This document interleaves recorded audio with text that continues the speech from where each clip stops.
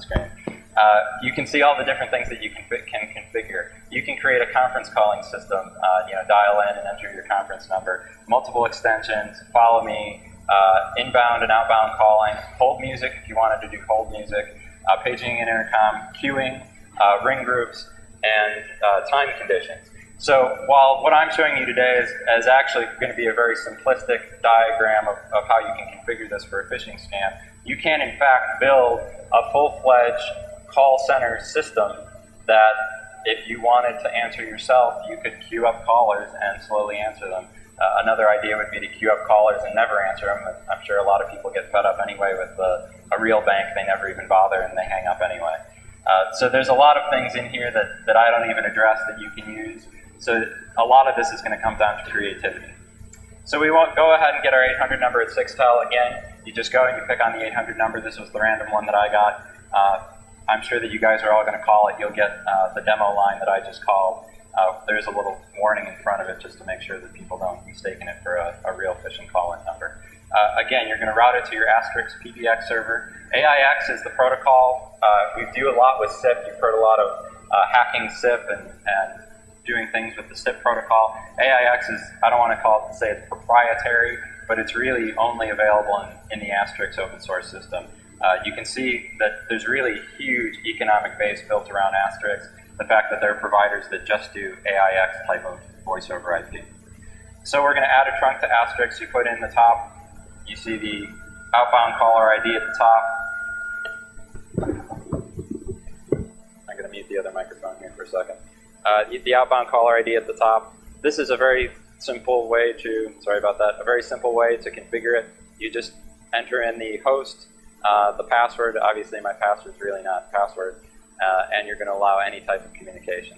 That's all you do to set up the trunk. So the basic monitoring system, this is kind of the poor man's solution. A lot of people call this the man in the middle if we're going to equate it to other types of schemes. Using the Asterisk basic monitoring technique, we're going to take a plain old 800 number and we're going to forward it to a real customer service number. You can actually forward this to a full IVR system because you really don't care. You're going to get all of the information when they type it in. You're also going to record the conversation for personal information. It's very manual. I don't know that anybody would really want to do this, but I really wanted to show kind of the man in the middle.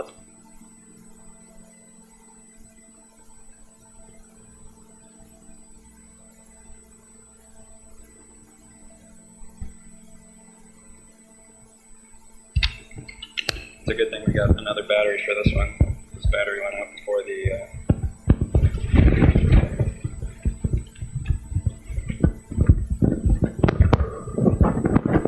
Now it'll be harder to hear the sound. It's going to be very manual, but it's also very difficult to detect. There's really nothing, you're just forwarding the information along. If there's a hiccup in the internet, that's probably the only way somebody would detect that you're doing this. So let's take a look at the logical flow again. The user gets an 800 number in the email. Maybe they actually use Asterisk to call somebody up and leave that 800 number on their answering machine. Maybe they SMS text message it. There's a lot of variations on getting the word out to your number. Our PBX is going to answer the call. Our PBX records the call and transfers the call to a real operator. So if you were actually going to use this to get information on people, you'd have to go and listen to what could be 150 WAV files, listening, reading, listening to everything, recording it down. Again, it doesn't really make sense for what people have traditionally used phishing for. What it could be used for is kind of the equivalent of a targeted, if you're just going to go after a very small number of people, you can use a technique like this. So let's talk about creating our monitoring number. This gets into the details of how you configure Asterisk. Again, if you know Asterisk, you can look at this and say, I cheated, and this is the very simplistic way to do it. I really wanted to choose a very simple way to do it. Assuming you have the tricks box installed, you open up the file listed here at the top, the extensions custom.conf, and under the DID customs, this is again my 800 number. I set the caller ID. I answer. One of the funny things about Asterisk, it doesn't, when you're dealing with the phone system, you don't always have to answer the phone. So you actually have to tell it to answer the phone. We don't wait here because we're monitoring, but what I'll explain to you later is as a VoIP connection occurs, it actually takes probably 1 to 2 seconds for that connection to occur. I don't know if you heard when I was dialing up on my cell phone calling the 800 number, it took 2 seconds for the voice to start. You really want to make sure that that connection is established before you start sending a message. We're just going to monitor here. We're going to do it in the wave format. I called it BlackHat dash whatever the timestamp is, and then we're going to go ahead and dial an 800 number and record that 800 number. So let's take a look at monitoring the call, and I apologize. You know, when I originally did this, I'm sure the people in the middle are worst off here on reading through this. But if we look at the top couple lines here and follow my mouse back, we're going to answer the call, and it says here, call accepted. This is the 800 number we dialed. The format of the call is GSM. If you're familiar with voice over IP, this is going to be in the GSM format. We're passing it on to Sixtel. Sixtel is going to answer the call, and we've gone through and we're recording it. If you go through here, it finally says hang up. We've recorded BlackHat 010101. I kind of made it up. Interesting, down here at the bottom, you'll see the very last line. It's executing SOX mix.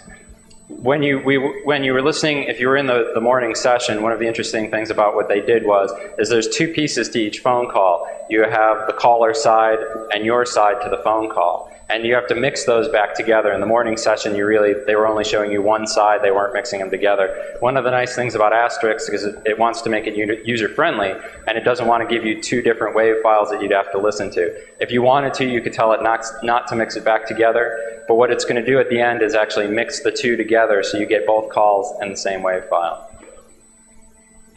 Still a poor man's solution. This is really what we've seen before. And let's go ahead and listen to it one more time so you can picture what they're doing, and then listen to see how we've configured it.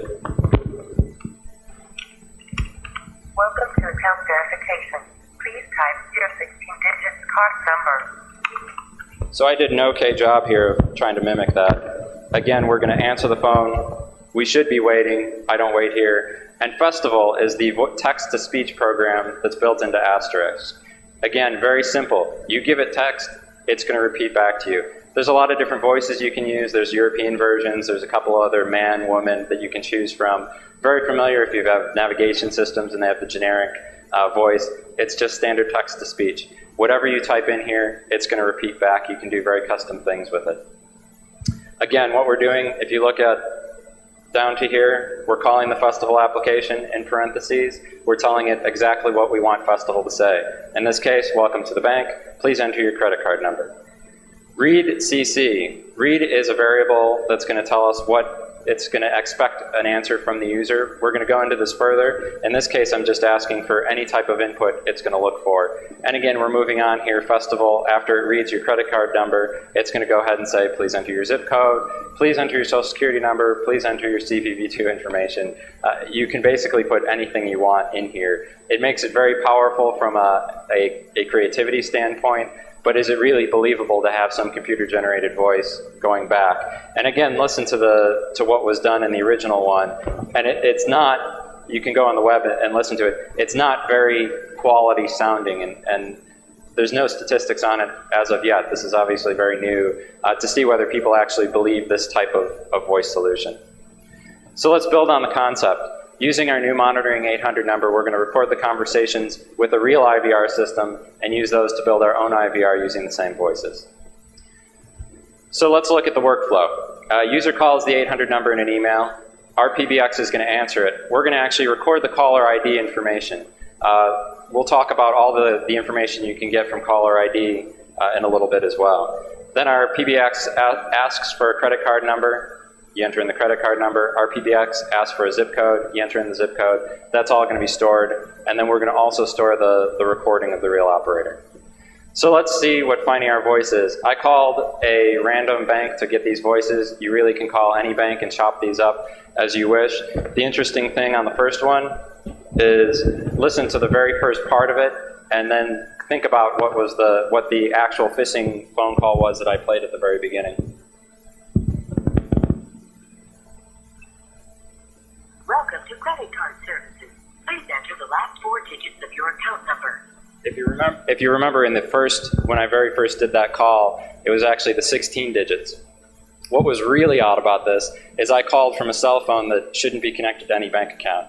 So for some odd reason, that phone number probably being reused from somebody else's account that they never updated, it thought I was a customer of the bank and it was only asking me for the last 4 digits. We're going to talk about using that to be helpful, but it hurt me. I had to go back and call and block my caller ID to make sure that I got the full 16 digits. So that's when I went back and I did the redo. Welcome to credit card services. Please enter your full 16-digit account number. And I went ahead and did that. You can go ahead and do this with any IVR system. It's not going to be limited to banks. It's not going to be limited to anything, really. It's your own creativity. I'm sure what people are going to do is take somebody who has a lot of custom prompts in it and chop it up and get just tiny little bits of words in there that they're going to play back to you. In this case, I had a tough time finding somebody who'd ask me for my social security number. That's absolutely great. That's why I went with zip code. So if some of you are going, well, this is stupid, all you get is my credit card number, my zip code, you definitely have a point. I couldn't find an IVR. I did a little bit of testing, but I couldn't find one that was going to ask me for my social security number, even the last 4 digits of my social security number. If you've ever, again, what I tried to do is show how the only cost here would be a couple dollars for your voice over IP time. So I actually went with a free software to do the editing. Audacity is a great editing program. You go in and you chop up the voice files. Each one you make into its own separate file. And in this case, this is the full menu system that I'm going to break up. I shouldn't have to tell you this, but Windows doesn't follow the standard WAV format. So when you're doing this, one of the things that you'll run into is that if you just take off of Audacity and you put it on your Asterisk box, which is Linux, it doesn't work. It'll just keep hanging up on you saying error in the file, error in the file. And that's because Windows is not compliant with the WAV format. So SOX is a Linux tool, extraordinarily powerful. You can do a million different things with it. In this case, we're going to convert our Windows WAV file to a Linux WAV file. In this case, we're actually going to convert it to a GSM file, GSM being the smallest and taking the least amount of processor time. When you start to work heavily in Asterisk and you're doing it in real life and trying to build real call centers with it, the GSM format's actually a very low processor, low bandwidth format to use. And if you look here, if you're familiar with MP3s that are done at like 128K, the files that we're using to do over the phone are only 8K. That's where the R8000 comes from, is you're actually setting these at 8K files. So if you think about your music, if you wanted to import hold music on here and you pulled off your favorite music CD, not that that's you can't do that, that's a copyright violation. But as an example, if you wanted to take maybe some homemade music that you did and convert it through here, you'd actually downgrade it from your 128, your 192K file down to an 8K file. So you understand the quality that you're getting in these files. That also goes to the fact that what we'll probably see here is a lot of very bad audio files. As you downgrade all of this stuff over and over again, you're going to get some bad audio files. You move it into the sound directory, varlib asterisk sounds, that's where all the sound files in Asterisk go. This is actually how you build the menu, and we're going to walk through everything. Again, it's a good lesson in learning what Asterisk is like, but at the same time, it's also going to show you exactly how this works. And again, this is really how an Avaya or a Cisco IVR would work. We're just doing it in an open source text-based PBX system. We create what's called custom-fish. That's going to be our application. Again, we have to answer the phone. It seems kind of stupid, but if you go do this and you forget to answer the phone, a lot of times the caller will keep here ringing. It's playing music to nobody, but all the caller hears is ringing.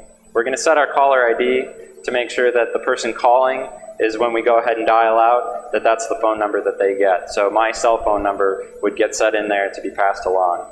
Our timeout digit, these are both the space in between and how much